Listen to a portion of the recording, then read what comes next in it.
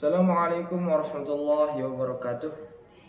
Perkenalkan, nama saya Rozi Rasul dari jurusan Ilmu Al-Quran dan Tafsir Fakultas Usuluddin dan Studi Agama, semester 5 kelas D.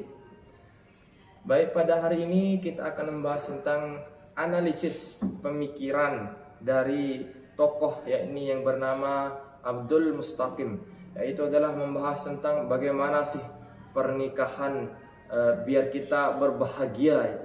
Itu dijelaskan dalam Al-Quran.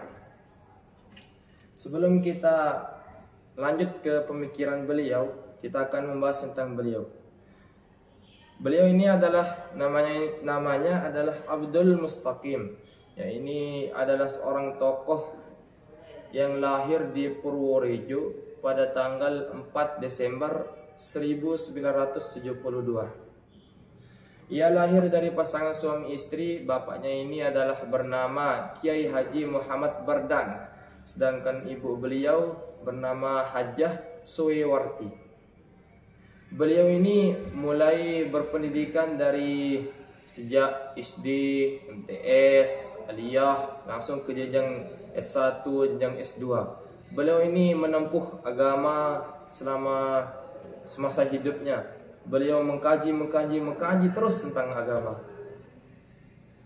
Adapun saat pendidikan S1 beliau itu di IAIN Sunan Kalijaga dengan jurusan tafsir hadis pada tahun 1991 sampai 1996.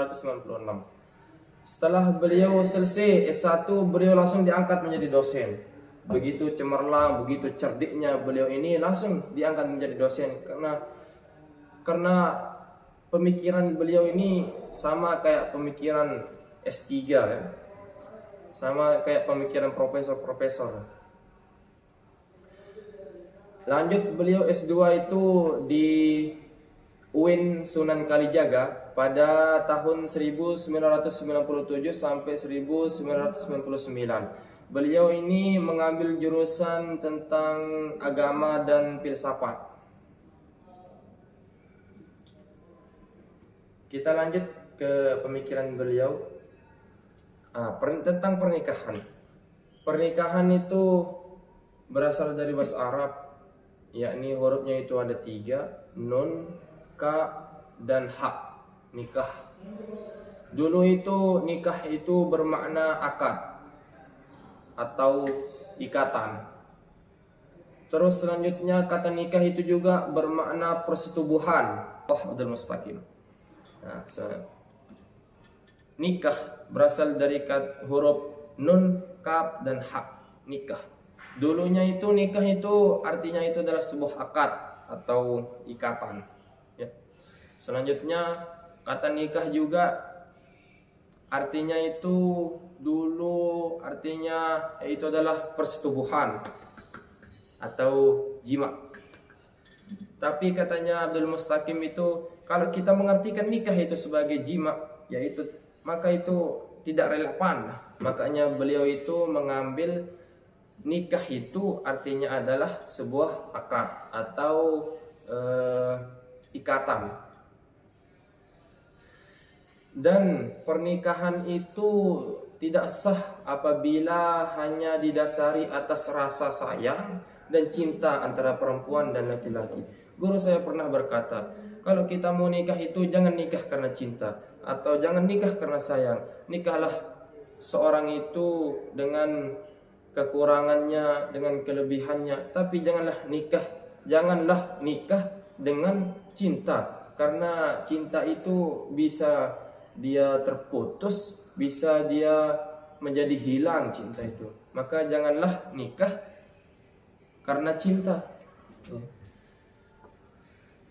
Adapun ulama mazhab, ia berpendapat bahwa nikah itu akan sah apabila dilaksanakan dengan memaknai redaksi zaujat, atau akan mengawinkan, aku mengawinkan, atau bisa juga yang bermakna aku menikahkan, seperti yang dilaksanakan seperti biasa di daerah-daerah kita di sini kan. Seperti kalau orang mau menikah itu pasti dia akan ijab kabul. Katanya itu, saya nikahkan kamu dengan anak saya gitu. Makanya di sini ulama mazhab berpendapat bahwa nikah itu adalah mengawinkan. Menikah sendiri hukumnya adalah sunnah, seperti dalam hadis Nabi SAW, nikahu as-sunnati, nikah itu adalah sunnahku, kata Nabi Muhammad SAW. Selanjutnya ada hukum-hukum juga di dalam nikah itu. Dalam Islam itu dikategorikan menjadi lima hukum. Ya, ini yang pertama itu adalah mubah. Hukumnya nikah itu adalah mubah, boleh. Pernikahan bersifat mubah bagi mereka yang masih bujang, ya. Apabila mereka miskin, maka Allah SWT akan memberi kemampuan kepada mereka.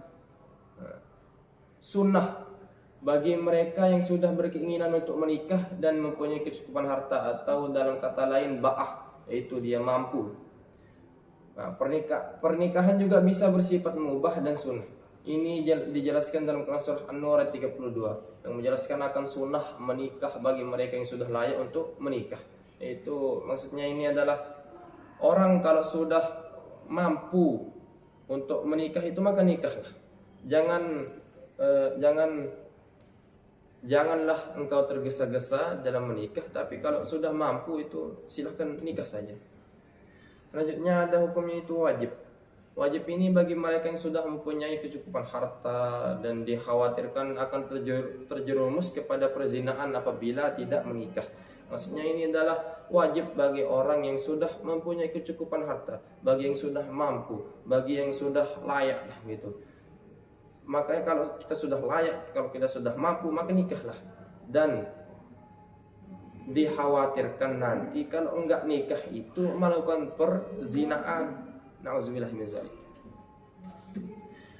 Yang selanjutnya itu ada namanya makruh. Makruh bagi mereka yang tidak mampu untuk memberi nafkah.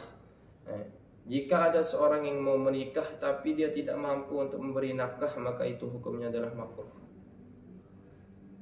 Seperti dijelaskan dalam Quran surah An-Nisa ayat 6 yang artinya, ujilah anak-anak yatim itu dalam hal mengatur harta sampai ketika mereka cukup umur untuk menikah. Lalu jika penilaianmu mereka telah pandai dalam mengatur harta, maka serahkanlah kepada mereka hartanya. Janganlah kamu memakan harta anak yatim lebih atas kepatutan, dan janganlah kamu tergesa-gesa menghabiskannya sebelum mereka dewasa. Selanjutnya hukumnya itu adalah haram. Bagi siapa haram ini? Bagi mereka yang menikah dengan tujuan untuk menyakiti pasangannya, dan bagi mereka yang menikah dengan laki-laki atau perempuan yang dilarang Allah SWT dalam Al-Quran, seperti haram menikah dengan perempuan musyrik. Dengan perempuan musyrik seperti dalam Al-Quran dijelaskan dalam surah Al-Baqarah ayat 221 yang artinya, janganlah kamu menikahi perempuan musyrik hingga mereka beriman. Begitupun sebaliknya, janganlah kamu wahai perempuan menikah laki-laki musyrik sebelum dia beriman. Maksudnya haram di sini itu adalah kalau nanti ada seorang yang mau menikah, terus dia di hatinya itu, di kolbunya itu dia bertujuan adalah untuk menyakiti pasangannya itu, baik yang perempuan maupun yang laki, maka itu haram baginya untuk nikah. Selanjutnya kita akan bahas tentang syarat pernikahan. Di dalam Quran surah An-Nur ayat 32 itu dijelaskan di sana oleh Abdul Mustaqim bahwa seorang wali atau majikan itu diperintahkan untuk menikahkan laki-laki atau perempuan yang merdeka di antara mereka yang masih berstatus single, katanya Abdul Mustaqim. Yang mana sih yang dimaksud dengan berstatus single? Yaitu yang tidak mempunyai suami atau istri. Pokoknya yang masih bujang gitu kan. Serta para budak laki-laki dan budak perempuan yang sudah memiliki kemampuan untuk menikah dan melaksanakan segala kewajiban dalam pernikahan. Menurut Abdul Mustaqim itulah adalah syarat-syarat orang yang perlu dinikahkan. Yang pertama itu adalah perempuan atau laki-laki yang sudah merdeka, dan laki-laki atau perempuan yang atau budak-budak yang sudah mampu untuk dinikahkan dan mampu untuk melaksanakan segala kewajiban dalam pernikahan. Selanjutnya membahas tentang talak dan rujuk dalam pernikahan. Abdul Mustaqim mengambil ayat Quran surah Al-Baqarah ayat 230 yang berbunyi, Bismillahirrahmanirrahim. Wa in talaqaha fala tahillu lahu min ba'du hatta tankiha zawjan ghayrah. Fa in talaqaha fala junaha 'alayhima an yataraja'a in zanna an yuqima hududallah. إن ظنا أن يقيما حدود الله وتلك حدود الله يبينها لقوم يعلمون. Yang artinya itu adalah jika dia menceraikannya kembali setelah talak kedua, maksudnya setelah talak kedua perempuan itu tidak halal lagi baginya hingga dia menikah dengan laki-laki yang lain. Jika sudah menceraikan suami yang lain itu, tidak ada dosa bagi keduanya untuk menikah kembali jika keduanya menduga akan dapat menjalankan hukum-hukum Allah. Maksudnya itu adalah suami pertama dan mantan istri. Itulah ketentuan-ketentuan Allah yang diterangkannya kepada orang-orang yang mau mengetahui. Masih kata Abdul Mustaqim, tidak ada dosa bagi seorang suami, katanya. Tidak ada dosa bagi seorang suami apabila dia mengambil harta yang dibayarkan oleh istri sebagai tebusan agar dirinya itu ditalak. Dan tidak ada dosa juga bagi istri jika ia membayar uang tebusan ini. Maksudnya di sini adalah nggak ada dosa suami itu kalau dia mau mengambil harta yang dibayarkan kepada istrinya itu agar dirinya ditalak itu. Tidak ada dosa. Begitupun sebaliknya, jika seorang istri dia mau membayar uang tebusan saat dia nikah itu, maka dia tidak ada dosa baginya. Gitu katanya Abdul Mustaqim. Terus katanya Abdul Mustaqim bahwa hukum talak 3 yang telah talak 3 ini yaitu menjadi wanita ba'inunah kubro. Rasulullah Ta'ala berfirman, jika suami menalak lagi istrinya setelah 2 talak sebelumnya, si istri tidak halal baginya untuk selamanya. Selamanya. Terus selanjutnya membahas tentang mahar pernikahan. Dalam Quran surah Al-Baqarah 237 Abdul Mustaqim mengambil ayat tersebut yang berbunyi, wa in talaqtumuhunna min qabli an tamassuhunna wa qad faradtum lahunna fariidatan fa nisfu ma faradtum illa an ya'funa aw ya'fu alladhi biyadihi 'uqdatun nikah. Wa in ta'fu aqrabu littaqwa wa la tansawul fadla bainakum innallaha bima ta'maluna basir. Jika kamu menceraikan mereka sebelum kamu sentuh atau sebelum kamu campuri, padahal kamu sudah menentukan maharnya, maka bayarlah separuh dari apa yang telah kamu tentukan, kecuali jika mereka atau pihak yang memiliki kewenangan nikah itu adalah suami atau wali membebaskannya. Pembebasanmu itu lebih dekat pada ketakwaan. Janganlah melupakan kebaikan di antara kamu. Sungguhnya Allah Maha melihat apa yang kamu kerjakan. Katanya Abdul Mustaqim, dalam ayat tersebut menjelaskan bahwa seorang suami tidak wajib membayar mahar apabila menalak ala istrinya itu yang belum dicampurinya. Maksudnya di sini adalah seorang suami itu tidak wajib untuk membayar mahar apabila dia mau mentalak istrinya itu. Yang istrinya yang mana? Istrinya yang belum dicampurinya.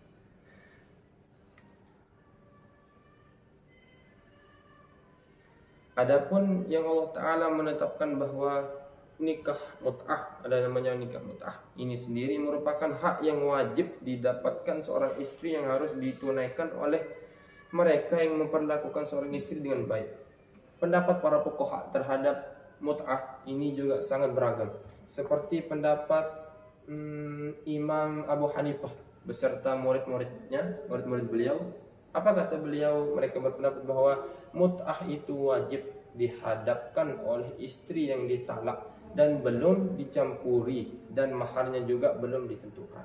Nah, itu wajib bagi seorang istri yang ditalak dan yang belum dicampurinya. Itu wajib nikah mut'ah itu. Pendapat Imam Malik juga tentang mut'ah itu, ya ini adalah kata beliau itu adalah dianjurkan katanya. Kecuali perempuan yang ditalak dan belum digauli dan maharnya belum ditentukan. Sedangkan imam kita ini Imam Syafi'i serta Imam Ahmad berpendapat bahwa mut'ah itu wajib didapatkan oleh wanita yang ditalak sebelum digauli, baik yang maharnya sudah ditentukan atau belum, kecuali wanita yang ditalak dan belum digauli namun maharnya sudah ditentukan. Nah, mazhab Syafi'i ini juga mewajibkan mut'ah untuk wanita yang ditalak dan sudah digauli. Itu maksudnya. Terus bagaimana sih batas umur? Katanya Abdul Mustaqim itu batas umur dibolehkan pernikahan sendiri itu adalah 17 tahun bagi seorang perempuan dan 19 tahun bagi laki-laki. Gitu katanya Abdul Mustaqim. Selanjutnya tentang poligami. Poligami katanya Abdul Mustaqim ini adalah seperti dia mengambil ayat Quran surah An-Nisa ayat 3. Dia tidak jauh pendapatnya tentang poligami ini dengan para ulama-ulama yang lain. Beliau berpendapat bahwa poligami itu boleh tapi ada syaratnya, ketika dia bisa berlaku adil. Gitu dah pokoknya. Lebih baik satu saja istrinya, jangan banyak-banyak, nanti susah kita. Orang yang istrinya banyak itu dia itu cemerlang, dia itu cemerlang. Bagaimana sih caranya kita bisa berlaku adil? Itu adalah dengan santai ya. Kalau kita sudah banyak istri, santai. Mungkin itu saya yang dapat saya sampaikan. Kurang dan lebihnya saya mohon maaf. Sekian. Assalamualaikum warahmatullahi wabarakatuh.